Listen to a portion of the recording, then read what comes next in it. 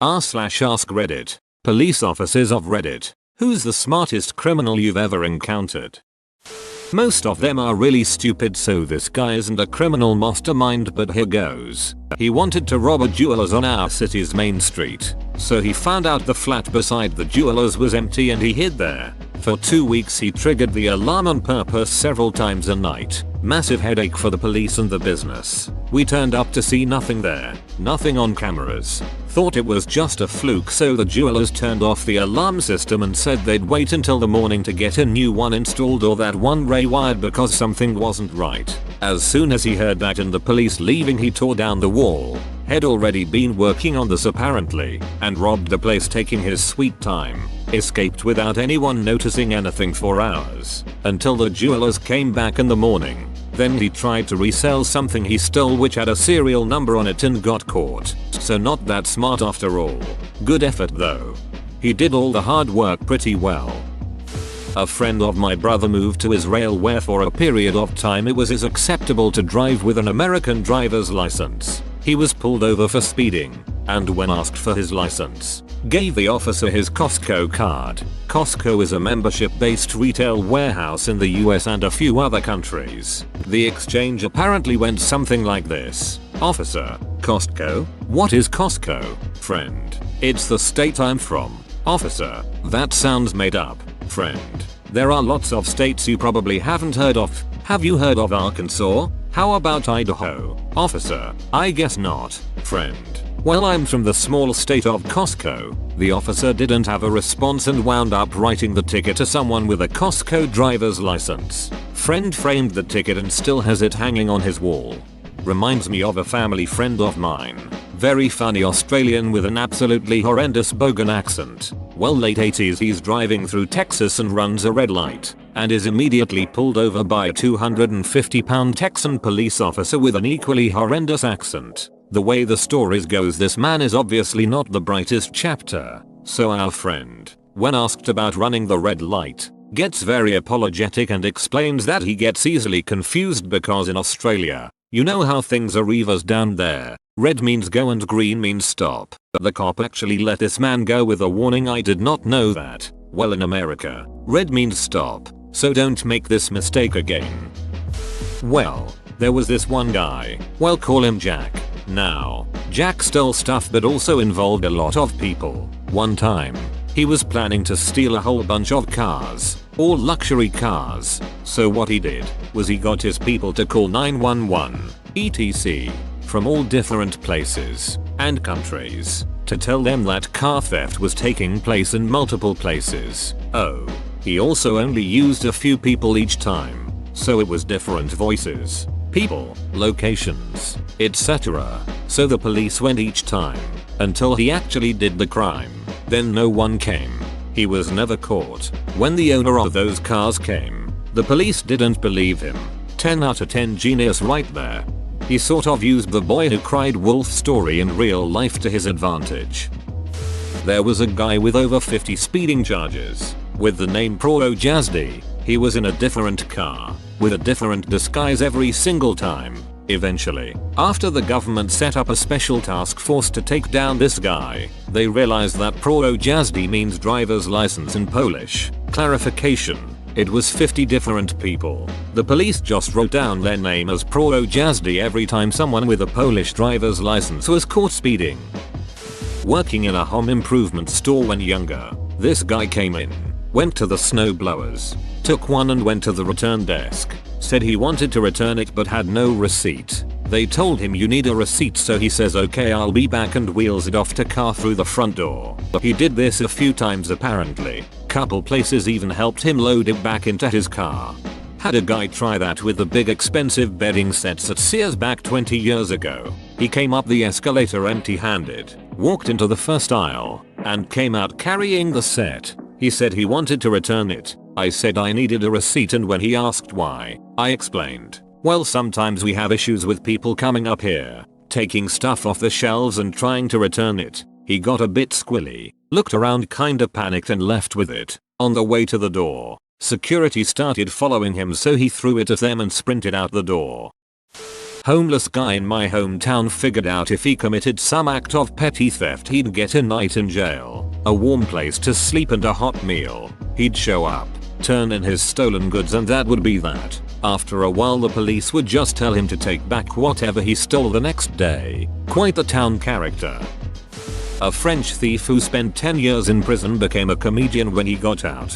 One of his stories: finds a building, goes in, chooses a floor and transforms the exit door into an extra apartment, puts the apartment number, fake lock, welcome rug, etc. Puts an iPhone for sale. The person comes to buy it. He opens the door in a shower robe and says, "Give me 1 second. I am just gonna count the money," and poof, he's gone from the exit stairs. This seems like exactly the kind of crime a comedian would commit. Not a police officer, but was in RA in college. My university owned all the houses adjacent to campus. These were ran like dorms, with RAs and the same rules, which included a very strict no alcohol policy. It was a privilege to live in the houses, and priority was given to upperclassmen who were more likely to bend that rule because they were of age, and it was harder to police off campus in houses. There was a student who went around knocking on doors saying something like, "I'm in RA and housing director's name sent me for health and wellness checks." She'd find their booze, take it, and follow up with how she's doing them a favor by just giving them a warning.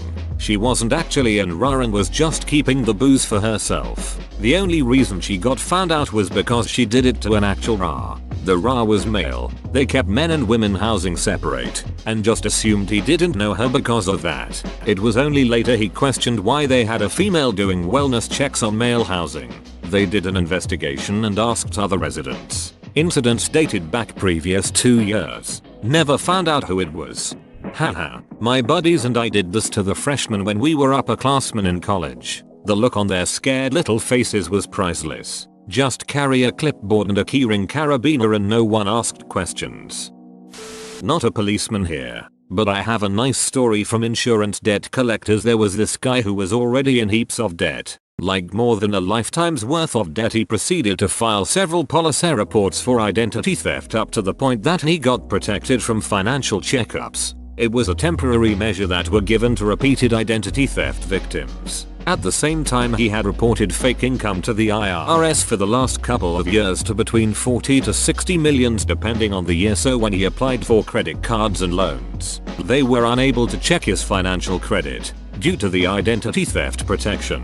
But they checked his tax returns, which showed he had a massive income, got his loans and credit cards, emptied them out and left the country.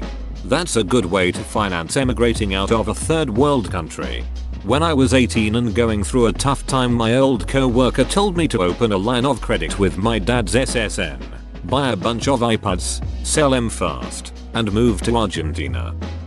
I have a friend who is no longer a criminal but committed crimes for about 15 years and never got arrested or even investigated. Some of his highlights: growing weed in a shed on his neighbor's property. The neighbor was old and never left the house. Buying a building under a fake name, taking out huge loans against it, getting HUD money, and burning it all down. Sold fake raffle tickets to raffle off stuff he never had and never raffled. I can't remember how many times he pulled that scam, but he bought a new car with the money. He moved a bunch of times because people would suspect him of being a con man.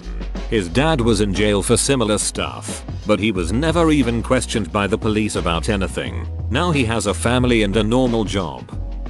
Same thing as the computer rooms. Guys would cut the power to electrical stations, damage the wiring, then hide waiting for the cops to show up.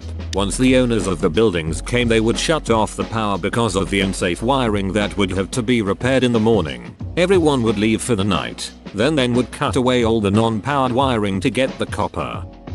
I heard about one person that pulled a shoplifting scam on a large, popular and well-known US retail store. They walked in with some cheap nylon product to get one of those "I walked in with the" stickers they used to put on returning merchandise. The sticker easily peeled off the product undamaged. They walked to the electronics department, grabbed an expensive box off the shelf and went to customer service. They placed the sticker on the big box and asked if they could return the item without a receipt. Unfortunately, no, not without the original receipt. Dang it, and they walk out.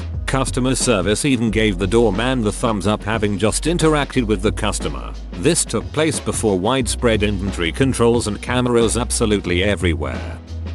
Not a copper, but this was pretty smart. I used to run bars at a number of venues around the north of England, one of which was Chester Racecourse. Usually, we'd just have to keep an eye out for scousers trying to nick drinks or sneak in without paying. And with it being so close to Liverpool, there was a fair amount of security on site. You could tell them, as they'd be suited, booted, a high-vis waistcoat on and usually carrying a radio. Now there were a dozen or so bars dotted around the course, and you can imagine the amount of money that was taken from 100,000 or so punters drinking steadily from 11 until 8 or 9 in the evening.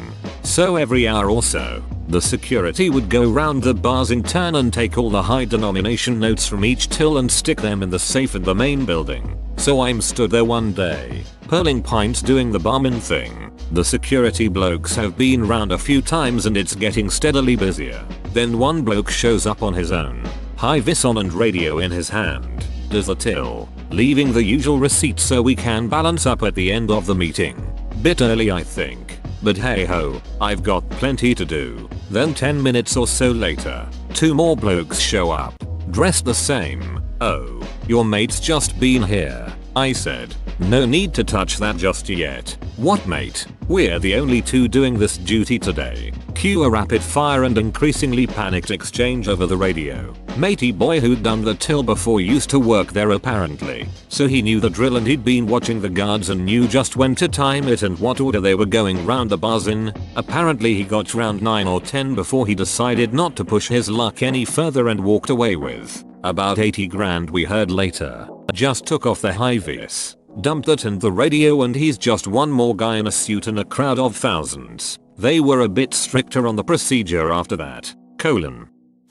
Some fella broke into a jewelry store a couple of decades ago. You'd think he'd go for the vault, but instead he stole the chandelier overlooking the showroom. Turns out the thing is priceless. Funny thing is, we found the owner's daughter half naked in the store in the morning. She claimed she had night walks and we immediately suspected foul play. Unfortunately, the security camera footage for that night had been removed, so we couldn't verify her story. We let her go and tracked her as we thought she could lead us to the chandelier. Sometime later she made a trip to Mexico in the middle of nowhere. We thought she stashed the chandelier there, so we set up a raid with the Mexican police. On the day of her arrival, we raided her cottage only to find her sitting around in lingerie, with no chandelier in sight. Trail went cold and we never caught the thief, but the chandelier's been reportedly sighted in the German black market. The perfect crime.